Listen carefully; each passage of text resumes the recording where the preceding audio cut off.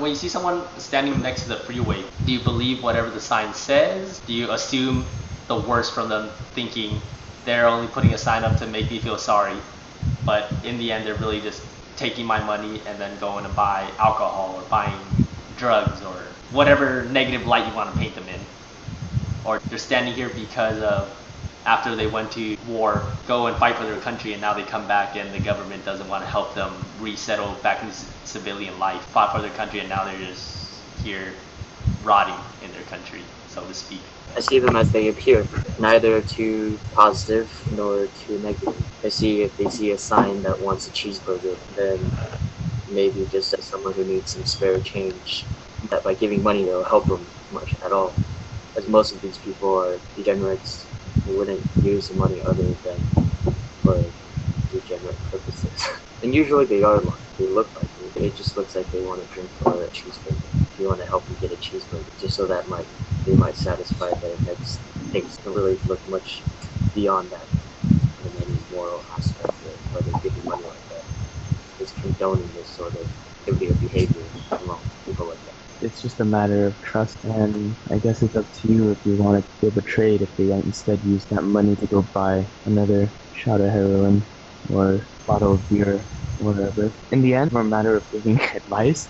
I would just say don't think too hard about it. You're giving something to someone. How they decide to use it is up to them. But I guess you could also say that you're encouraging their bad habits if you don't give guidance along with support, right?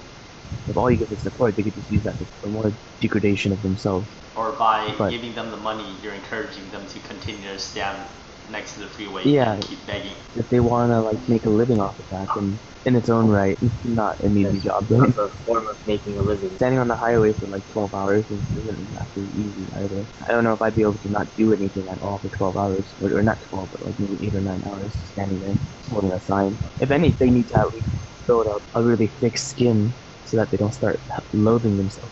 It's worth it. You're helping them to get back on their feet. Building off that, if you were a business, I was a homeless person or a beggar, and I came into your establishment wanting a job, obviously at that point I'm not the most presentable for you to really consider hiring me. In that case, do you as a business owner take the risk and hire me in order for me to make a living? I'm not standing next to the freeway for so many hours just begging. I stand next to the freeway because no one wants to hire me. Every time I go to a business establishment trying to find a job, I want the job, but do you give me the job knowing how I am presented, knowing my background per se? I am presenting myself the way I am off the streets. It's based on how the person presents himself, presenting himself in speech, manners, though not necessarily cleanliness, but to many companies, I suppose that would prove their ability to control and take care of themselves, because there are homeless shelters where you can take a shower. You don't have to necessarily be unclean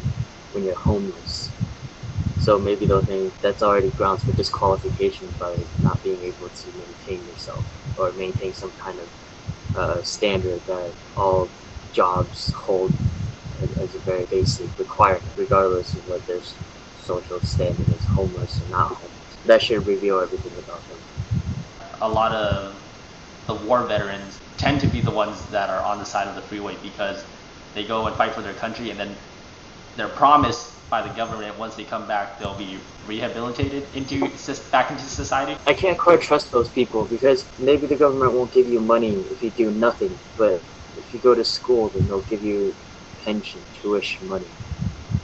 If you do something then they'll give you money.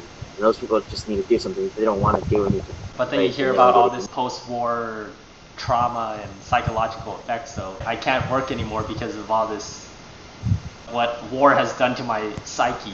If anything, that's what causes them to think they can't work, but it's not because of that they can't work. They're not going to go into a seizure or some sort of panic when they're working. Then there are some severe cases of PTSD.